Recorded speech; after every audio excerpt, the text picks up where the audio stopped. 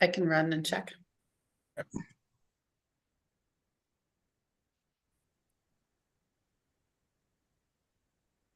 Oh, he's in council chambers. A few of us got confused, I guess. Okay. Oh, there's Don. Where am I? Cynthia Nicholson. Collaborate. Okay, Janet video. There you go, Don. Hey, Don. Sorry, I'm late. Oh, no problem. We're just still organizing a little bit here. Hey, nice background, Steph. Right? City of Dreams. He's coming now. He was waiting for us all in council chambers. Okay. You haven't been there lately if you still think there's dreams about it. Really? Oh, you don't want to go there anymore. Oh, it's too Pretty. bad. Yeah, it's very different now. I've got some slides from the 1970s I can share with you. Yeah, that's what you want. That would be wonderful. Oh, just to let you know, we are recording, just so you don't talk too much about the 70s. Okay. Well, I am 70. Oh. And if you remember it, you weren't there.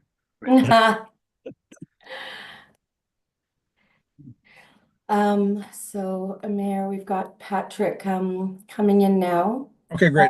And I don't want to insert myself inappropriately, but I'm wondering if you had a chance to see Tim's email since you're on the move today. No, I didn't. I just literally pulled over out of my day here. Thank you. My question would be if you would consider including his requested items. I'm thinking this could be open material for the open meeting. If that is your decision. Yes, was there a recommendation here? No, I just wanted to bring this information to the attention of the committee. So this is something Dawn and I, Dawn organized actually the call on Friday, and there's just a lot of good funding resources there. We don't have to talk about them, but just wanted everybody to have that information.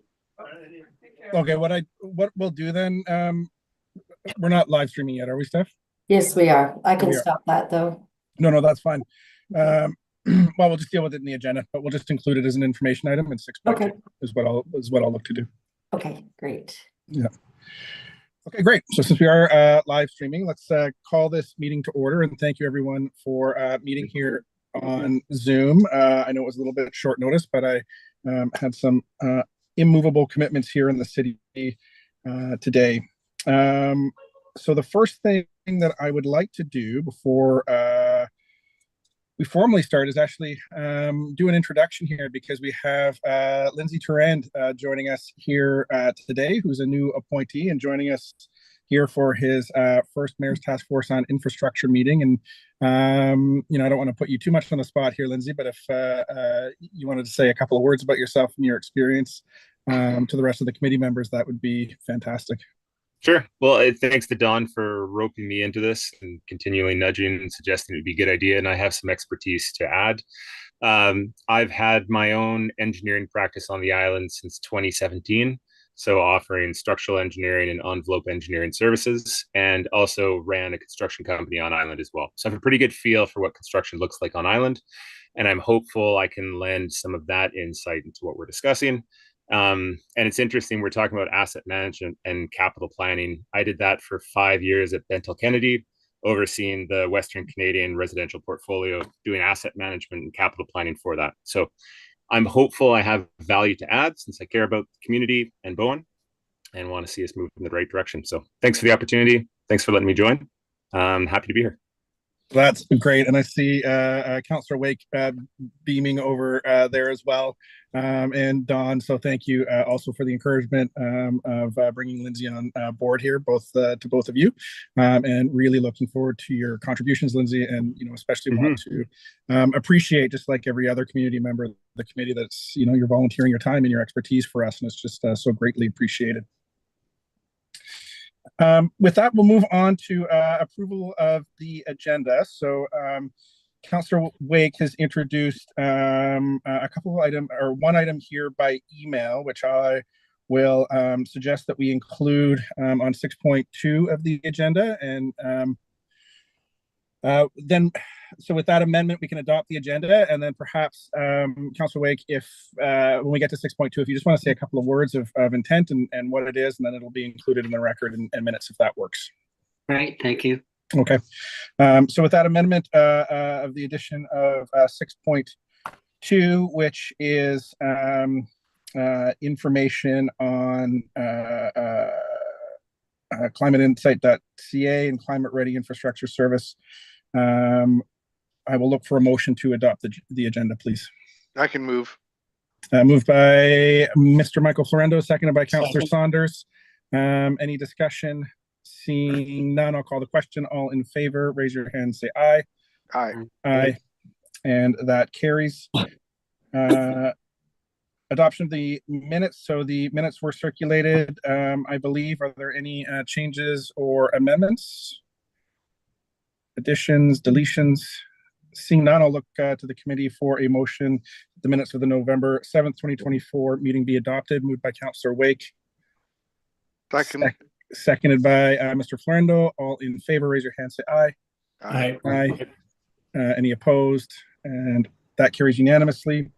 I'll look to our Deputy Corporate Officer for any public comments today. No public comments. No public comments. And so we're going to get into updates. Also just to frame this section here, after some discussion with our CAO and our Deputy Corporate Officer, we've been strategizing around the format of these minutes. This is going to be a relatively regular section here that staff has the opportunity to present us and provide some narrative around operational highlights and things that are going on in the municipality, as well as including a public-facing sort of dashboard that you've seen included in the minutes of the, how things are tracking on budget and schedule. So these updates pieces are really going to be for staff to provide narratives and explanations and let us know what's going on. And then it'll be echoed in the closed meeting where the committee members can actually have discussions on those items. So that because we're all talking about new provision of municipal services, there's contract elements, there's financial elements that should be kept in closed. The actual discussion of any of these pieces by the committee will be kept in closed, unless there's something that's really needing to be talked about public facing. So with that, I will turn it over to staff for 4.1 operational highlights and 4.2 capital project status update. Okay, so there was a summary sent out of capital projects that are underway. I don't know if everyone's had a chance to look at that and review that. Did you want me to go through all of the projects, or would you rather respond to questions from the committee? We'll deal with detailed questions, I think, in the closed portion of the meeting, just so we don't run afoul of breaching any confidentiality pieces. But it might be worthwhile to the director if there are highlights or pieces that need to be made known to the public, or narratives that you'd like to elucidate in open meeting around those projects. That would be good to do, instead of just going through like a rote detail of every single one. Okay. Okay. Well, I guess the high level picture is the high priority project is the Cove Bay Water Treatment Plant, which we'll be talking about more in closed. Just to provide a bit of an update from what was shown on the capital project status summary. We did do some additional testing and found that the filter that was repaired, all the ceramics were replaced in it in December by Purifix. That does appear to be working and filtering the water as it's supposed to. We did also get confirmation today that Purifix has ordered ceramics for the other filter, and they've estimated a 30 to 60 days is what they told us to be determined. So at least that wheel is in motion. We continue. We're going to look at trying to operate the plant with just the one module and seeing if that can meet our capacity, because then we'll be providing essentially water to the community that meets all Vancouver coastal health objectives and our own water quality objectives. So that's just a bit of an update on the Cove Bay Water Treatment Plant. Construction is underway for the multi-use path, the extension past Artisan Lane, which would join Grafton Road about 2/3 of the way to Charlie's Lane. We did have a meeting today about a section that's adjacent to a very steep ravine, and we're just looking at what our options are. Probably going to have to narrow the path substantially to avoid incurring extra costs to make that full 3-meter width work. That's just going to have to be a reduced level of service that we accept along that short section. We've got the water improvement projects underway on the west side of the island. So they've installed the fill line from the Bowen Bay wells up to the King Edward Bay treatment shed. We do have a bit of an issue with that project in that the intention was well 3 is further up the road from the shed where wells 1 and 2 come together. And the plan was to repurpose the line between those sheds so that the well 3 could pump to the King Edward Bay shed as well. That line is, upon further investigation, has been deemed to be inadequate. So we're looking at our options now, which is either to replace that line, which would increase the project costs. That's why it's shown as red on the summary there, or potentially leave the well 3 to be supplying Bowen Bay residents only, and we're just awaiting some costing from the contractor to be able to finalize those decisions. The other work is carrying on in terms of the blue water main replacements.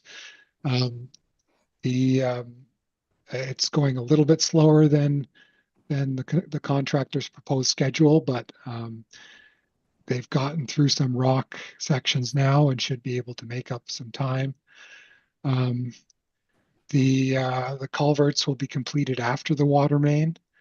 We're just looking now at our options for a road rehabilitation program and potentially taking on the repaving of Windjammer. The road has been, it's a chip seal road, which has got a low life expectancy. It essentially, because of it's so thin, in the process of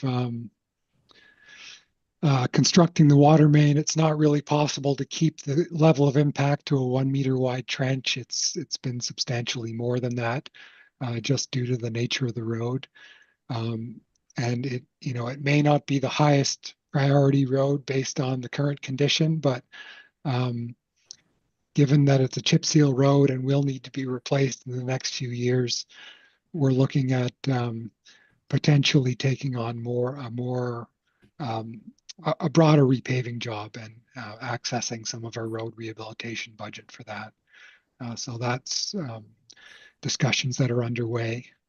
The Eagle Cliff projects is scheduled to start after the Blue Water work, likely in May or June of this year. The main issue we have with that is we've, in our notice of intent for borrowing the money, which is our 73% of the project is grant funded, and the other portion is borrowed funds on behalf of the Eagle Cliff local service area. We've indicated that work would only proceed once the water treatment plant the Cove Bay water treatment plant is up and running, which it's not fully up and running currently, as I've discussed. We do have a contract, we have grant funding in place, and we have a contractor on board. They're wanting some notice to proceed ASAP.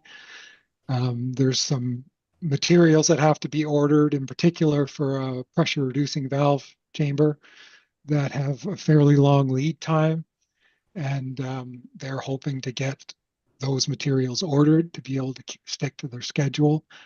So we're in a little bit of a bind there as to what we do about carrying on with that project. We've got permitting and construction is underway for the wastewater outfall replacement. Expect to be able to start that in the summer of this year. I've mentioned we're just looking at our options around road rehabilitation and what we take on. Windjammer may take up a large portion of that budget if we decide to do that. We have some piles to replace in the Snug Cove Wharf this year. That's actually a condition of our insurance for the wharf, is that we carry out that work. We have some additional treatment requirements in some of our water systems, including the west side systems.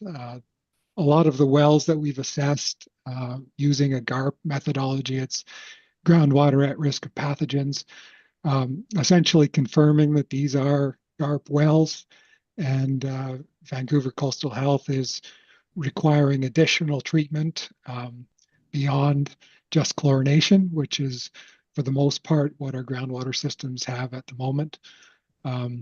We also have, we have some pricing for adding UV in the King Edward Bay treatment shed, which would capture the lower King Edward Bay wells and the Bowen Bay wells. We're just checking and following up with a local contractor to see if we can potentially get that done a bit cheaper than what NB Contracting, the contractor doing the Blue Water work, what they've proposed. We've got also UV requirements to be installed in the Tunstall Bay water system, which would involve a new treatment shed capturing all of the wells. That work has not yet started. We need to get going on that. We also have a need to lower disinfection byproducts in the Hood Point water system, and that's going to require some additional filtration. We've got a consultant on board now that's advising us on what the most appropriate approach would be there. We've also got a big need in our operations of a new service yard. Our current yard doesn't meet operational requirements. I think we've discussed at this committee before this project. We had a 50% design done a couple of years ago and some cost estimates that were in the $4 million range.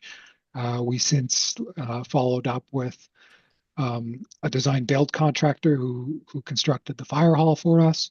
And we've hired them to produce some revised designs that would lower the costs and ultimately come up with a fixed price design build proposal. So the design portion of that is nearly completed, and we need to follow up with Liberty, who's the contractor that we've engaged for that. We also have, in terms of additional work on the multi-use path, we have some grant funding in place. It requires municipal contribution as part of that.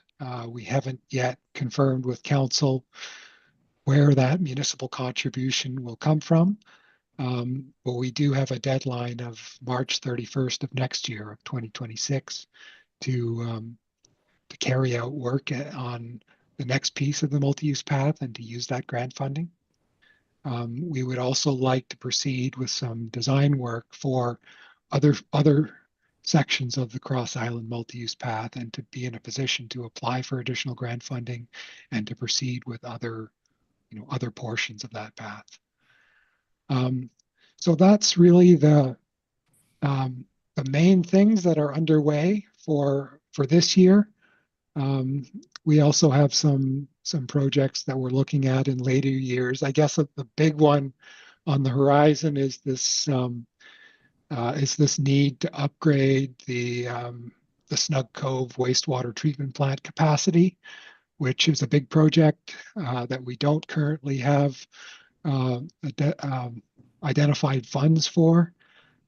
There is a grant funding opportunity currently that would fund up to 50%, and that would be the Canada Housing Infrastructure Fund. So we are in the process of preparing a grant application there. There is some uncertainty around that, just because one of the conditions of the grant for large municipalities or regional districts is a freezing of development cost charges.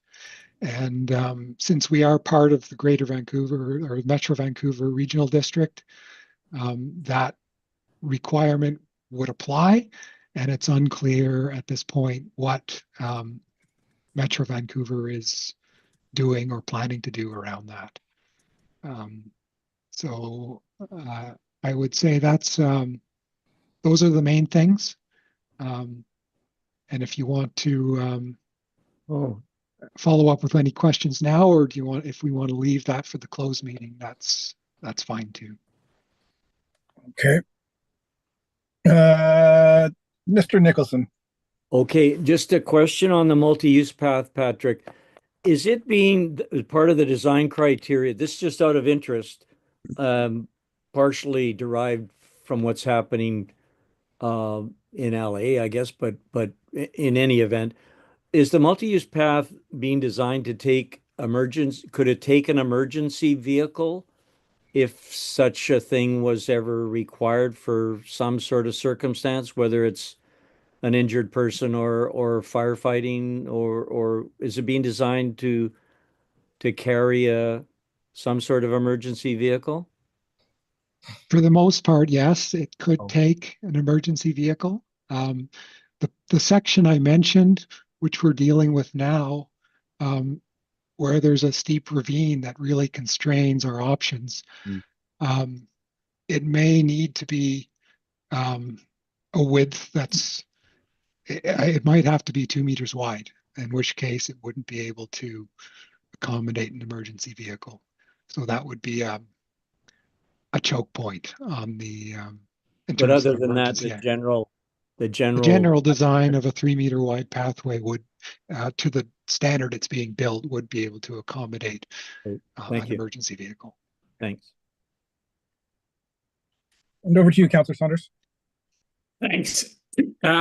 Just wondering, one of the things on that list there was the reasonably lower cost item that we haven't discussed in detail, but I'm wondering about the possibility of speeding up the installation of thermoplastic paint. That's showing, I think you showed that as October, and I'm kind of looking at that as something that might be useful for the summer. And we've spoken of this before, and as I recall in one meeting, the mayor indicated, like, we've got to be showing some progress on traffic control in the cove, even if it's not of, the problem's not of our making and Right, necessarily, sorry. but that's something that, is there any way to advance that at all? I think our intention was to to proceed with that at the next round of repainting for the paint markings in Snug Cove. So we could do that in the summertime. Yes. The general intent of that would be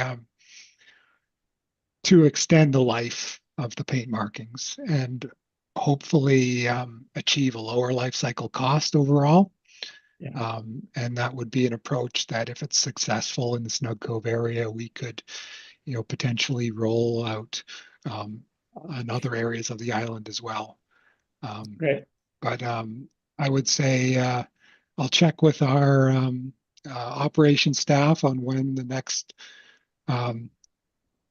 paint repainting is planned for Snug Cove, and then we would proceed with this new type of paint marking approach at that time. Thank you. And over to our CFO.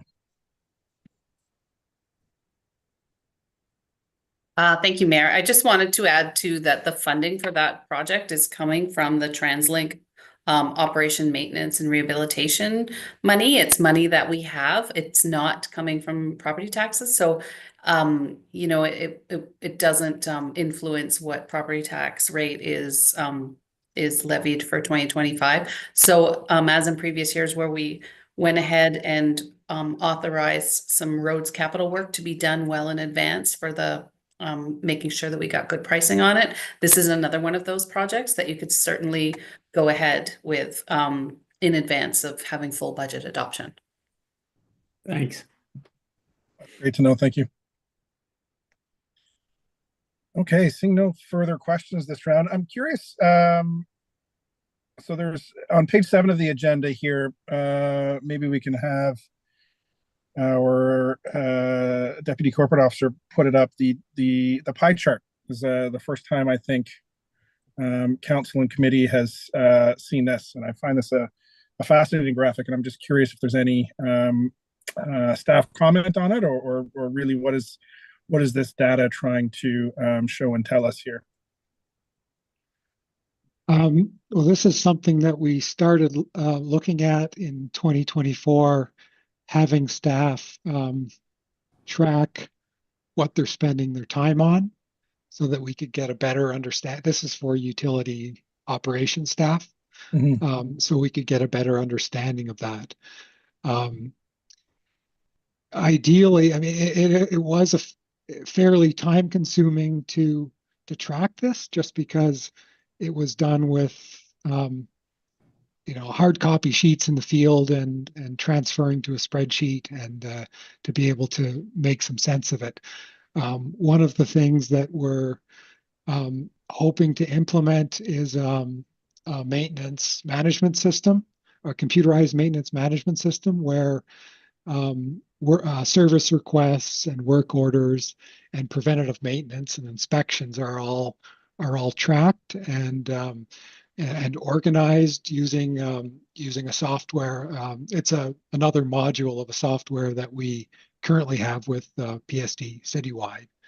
And that would then also facilitate communication between operations staff, field staff, and office staff, and would also make it a lot easier to produce this type of information for council or for the public.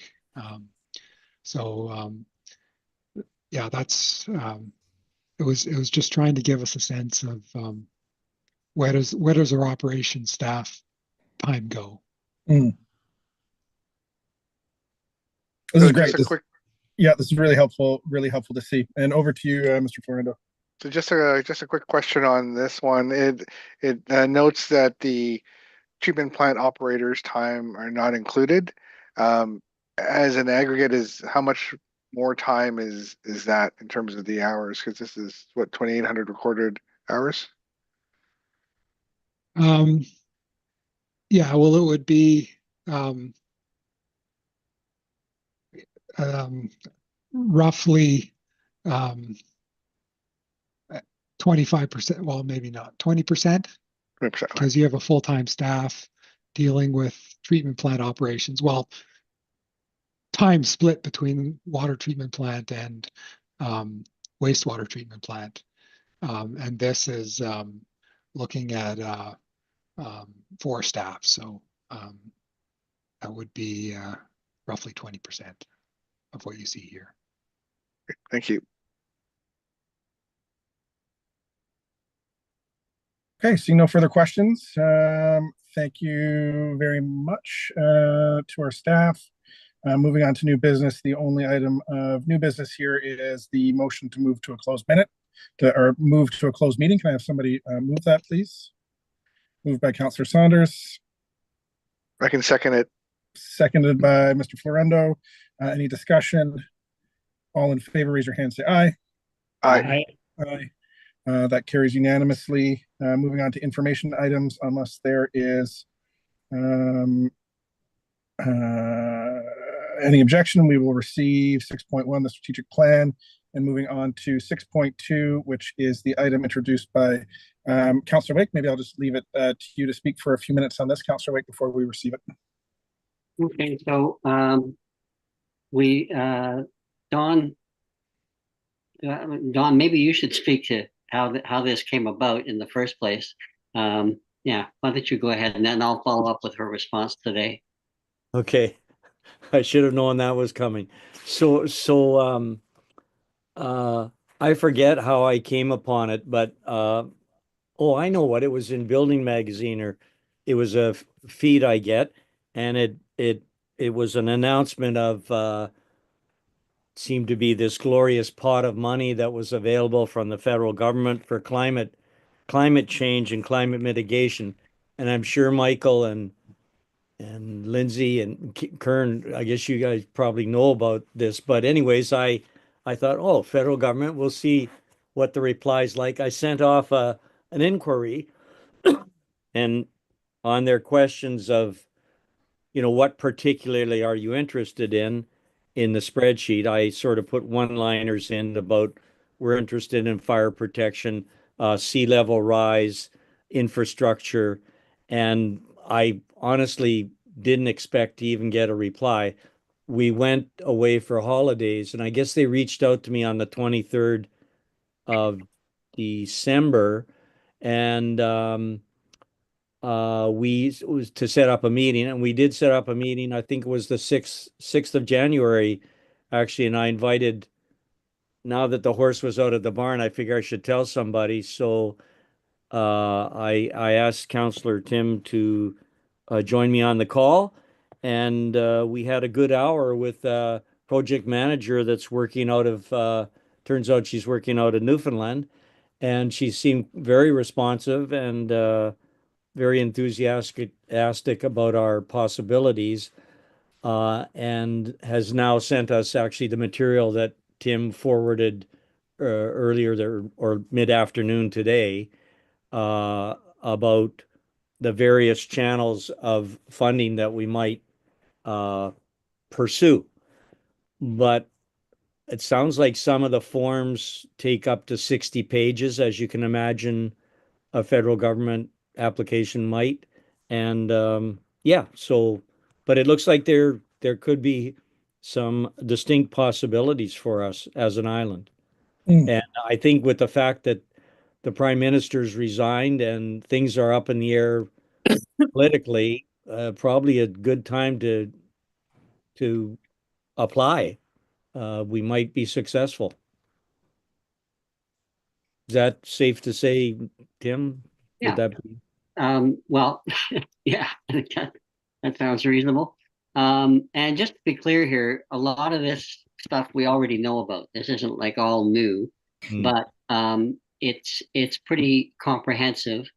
What she sent today was, if you look on the first page of what I sent you, is the asset management resources and best practices, and the HICC funding opportunities. HICC being housing infrastructure Communities Canada. And actually, I think Patrick mentioned earlier some funding that came through there. So on those two, on the HICC funding opportunities, the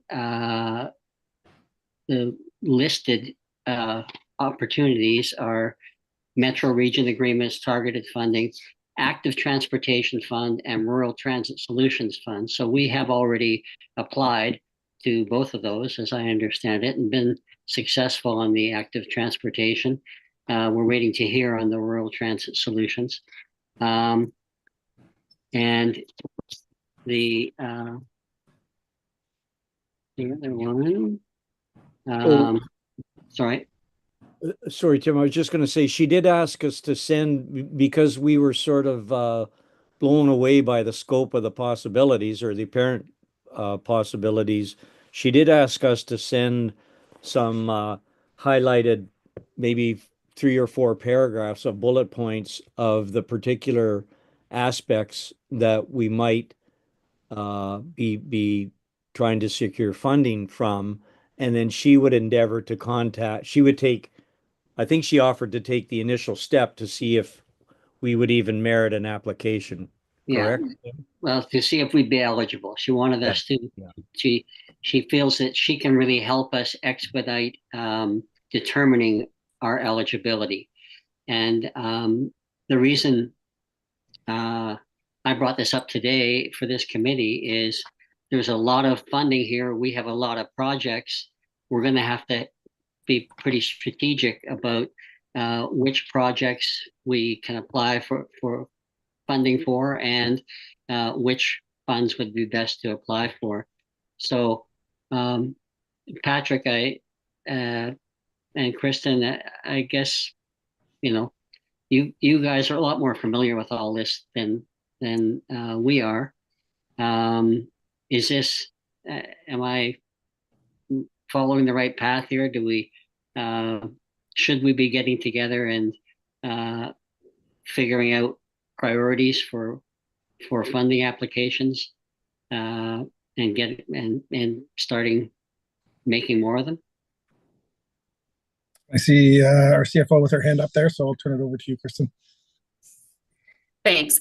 So the first grant opportunity that you identified there, that's that Canadian Housing Infrastructure Fund. Yeah. That's the one Patrick mentioned earlier. Right. Internally as a staff group, we have been considering if that would be a viable source of funding to fund the wastewater treatment plant expansion. There is a potential we're thinking about that it could be stacked with some of the Housing Accelerator Fund money to really create a significant impact. He did mention, and I'll mention it again, that one of the sticking points on this grant is the fact that your regional district has to agree to freeze development cost charges for the next 3 years. And there you may be aware that Metro Vancouver is bringing in some pretty hefty development cost charges over the following like 5-year period that they're implementing them and raising them each year. So that initially would disqualify us from all of the conversations that we've had directly with the program staff. But we are, and Daniel's been involved in this discussion too. What we are doing is there's a very small wording in the applicant guide to that grant program that says applications will still be considered if you can demonstrate an acceptable means to help defray or offset or negate the impact of those development cost charges. So Metro Vancouver is implementing them for water, for sewer, and for parks. And given that we're not part of the Metro Vancouver sewer and water district, so those two right there is an easy one for us to say, hey, this doesn't apply to us. We don't have it. So there's one thing. It's just the parks one that is the little trigger point for us. So basically what we have discussed, Daniel, myself, Kern, is potentially coming forth with a plan to set up our own internal fund to offset the costs of those parks DCC levies in order to qualify us for potentially millions of dollars of funding. So that's where we're at with that one. We haven't kind of brought that to council yet as an idea, but that's probably something that we will bring forward soon to just get a temperature check on that with council. Okay, and the three that she hasn't sent us information on yet, but she will be shortly, are other funding opportunities. I'm not sure what that means. But number 4 is climate risk assessment and risk mitigation resources, including nature-based solutions.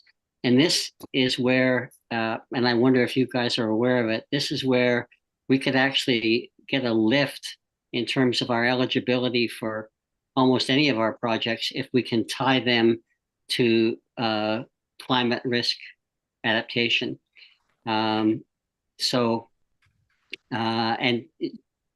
again, Jen Doherty would be willing to help us wade through, what we might be eligible for and how we tie it, because she's at the climate desk, so she's approaching this from the whole climate end of things.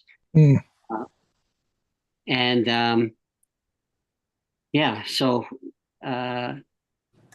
I just the last thing is she talks about expert resources that are available through Climate Resources Canada or the Climate Desk, and she can connect us to people who are it sounds like they're contractors, but they're being funded by the federal government to help municipalities. And coincidentally, over the weekend, I just got connected to a LinkedIn post from Sadhu Johnson in Vancouver, who many of you may know who he is, former City of Vancouver Director of Sustainability, I think. And he's actually looking for municipalities to help out. And he's going to be funded, if I understand it right, by the federal government. So that would be one connection that I think we should be making soon. And then it sounds like we should be turning this information over to you guys if you don't already have it. So just to help your search for grants. Thank you, Councillor Wake. And I see our director has had his hand up, probably, I think, back on the infrastructure fund piece. I just also wanted to point out that, and we're probably going to be talking about this more in the closed meeting, but in terms of the need to also expand water treatment capacity on the horizon, that's another project that would be eligible for CHIF funding. And that's also subject to the DCC issues that Kristen was talking about. The other piece that was listed there is relating to active transportation. And, the one issue that we have around that is that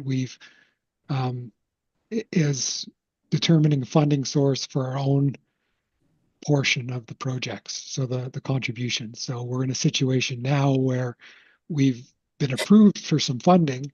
That project is not currently in the draft of the budget because we haven't confirmed our own funding source. So I think that would be certainly there's a lot of grant opportunities relating to active transportation that could be put towards multi-use path, but we have to sort out our own matching funds. Plus, we have to do some additional work to, get to be ready to apply for those grants. We have to do some additional design work, which also requires municipal funds. Right. Okay, well, great. We'll just keep passing along whatever we get, and eventually, hopefully, we can respond back and have her follow up for us on some of those questions. That's great. Thank you, Councillor Wake. And I think the other point to notice is that if there's finer points around that the eligibility criteria, I know that the Metro Vancouver DCCs aren't making it helpful to apply for something like this, particularly given their stance, but given that we're exempt from two of them, I'm curious if it might be worthwhile. We do have Patrick Weiler coming to see council on the 27th, whether we can get him to clarify some of that eligibility piece or advocate for inclusion into it while he's here.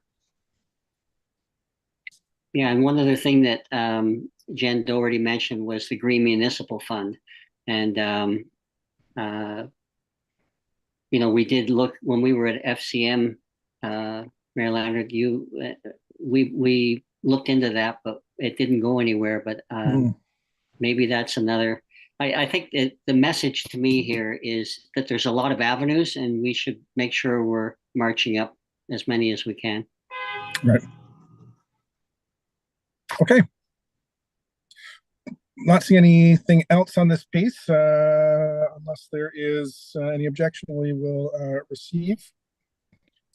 And that is received. Moving on to question period. I'll look to Ms. Short for any public comments or questions here today. There are none. Next meeting is TBD, and I'll look for a motion to adjourn.